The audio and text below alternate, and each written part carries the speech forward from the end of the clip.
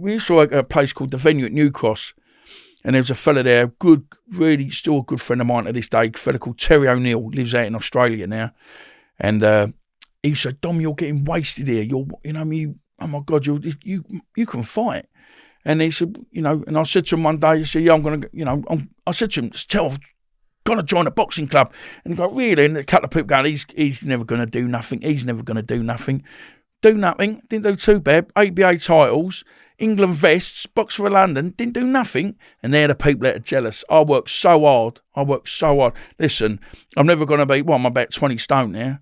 But I went up, when I was boxing, I was 13 stone. When I went pro, I went to 14 stone. Then obviously I went to heavyweight. You get, as you go to heavyweight, you get a bit lazy because you ain't got to cut things down there. But listen, I worked hard at that game. I worked every day of the week. I was training.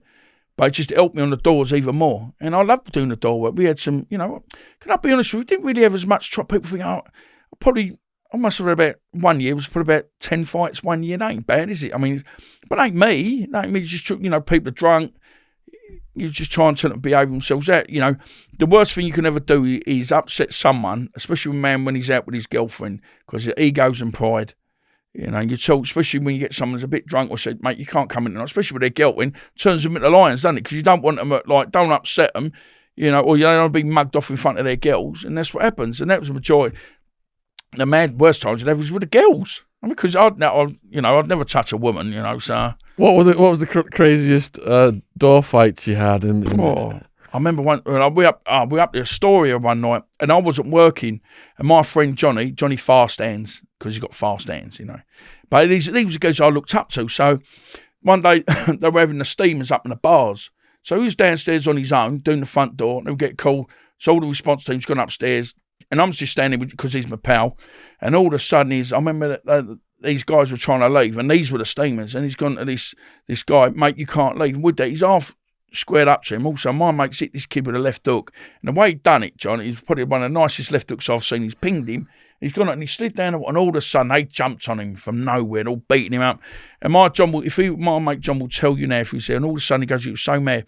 He was getting kicked about a bit, and all of a sudden he goes, he felt it was getting lighter. Then lighter, and because it's me, I'm grabbing everyone, I'm trying to bash these people. And I had my glasses then, and also my glasses got lost. And we had a fella there, Archie his name was, he's come running down, and he was working with her, and he tried to hit me with a torch. I'm going, Archie, it's me, mate, it's me. And he's going, and he's a pop like a Jamaican guy, he used to be a bus driver, but he couldn't have a row. And he's going, I'm sorry, Dom, I didn't recognise you. Next, he picked these glasses up, they're all mangled like that. And I put these in so funny. I mean, what I found now, like the likes of John and Terry, these people that I've known since I was 30 years ago, we're still friends today. Because that's what you tend to find when you we might not see each other from. I've got another good pal of mine, Johnny Gardner, and he just texted me yesterday, and it was really nice. Sorry, Dom, I ain't seen you in a while, but we know we're always going to be there because we worked together for years. It's when the shit is the fan, and you know your friends are then.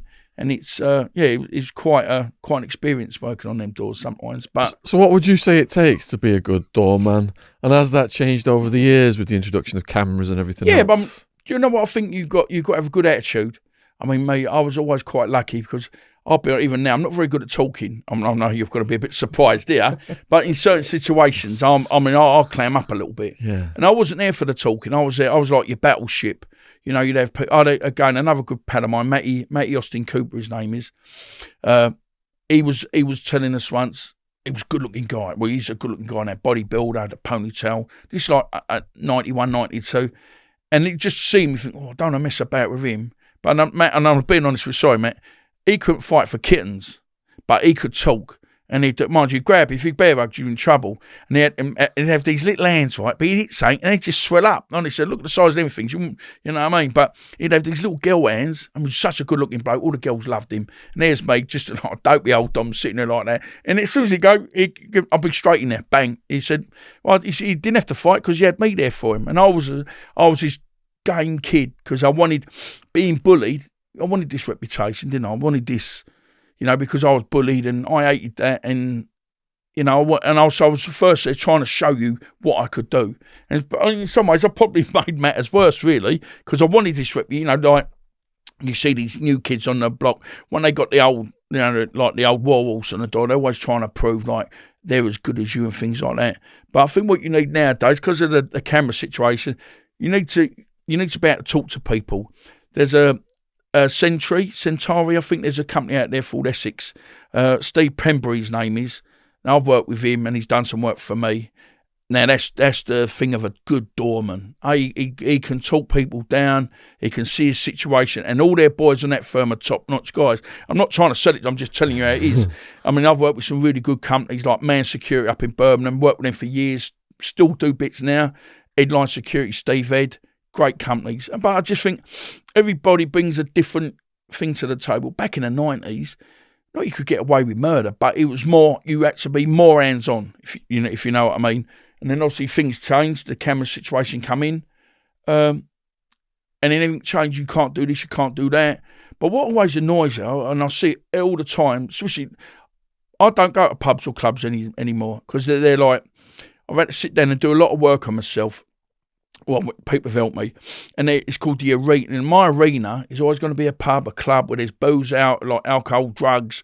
I'm like the gladiators. I'm like a peacock. I'm coming in. Dom's here, and they're for me now. They're no good for me. But then where you see nowadays, where the drugs and especially anywhere there's booze, there's drugs. You can't help it, and that's why it's getting more and more. I don't know, iffy or whatever to work on doors now. I kill you! A knife and a cosh and all that, like, and he's looking at me, and we went white, and then he's gone, like.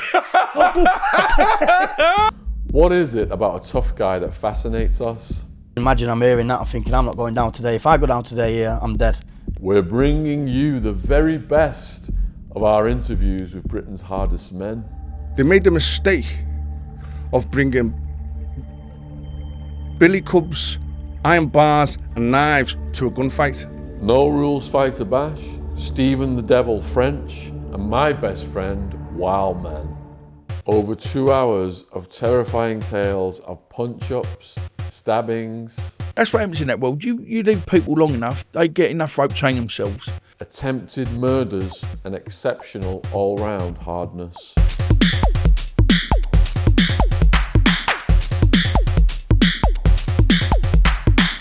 This film is available to rent or own on Amazon or Vimeo. Plus, the first 30 customers to order this film get a 30% discount on any Vimeo order.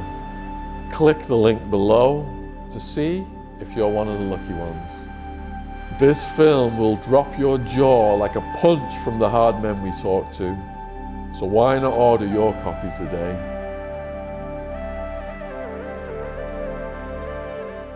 If you're looking for a gift, my new book, Sit Downs with Gangsters, is available worldwide on Amazon.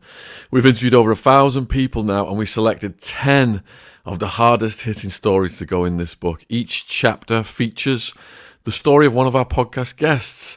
Those stories are Shane Taylor, Knife Maniac's Redemption; John Elite, Mafia Hitman for the Gambino crime family; Joey Barnett, 35 years in UK prison; Ian Blink MacDonald, £6 million bank robber; Chet Sandu, Asian smuggler in Spanish Supermax; John Lawson, the hit team commander; David Macmillan, international smuggler's Thai death row prison escape; John Abbott, San Quentin prison shootout and escape; Michael Francis, Colombo crime family capo portrayed in Goodfellas; and Wildman, English enforcer in Arizona prison.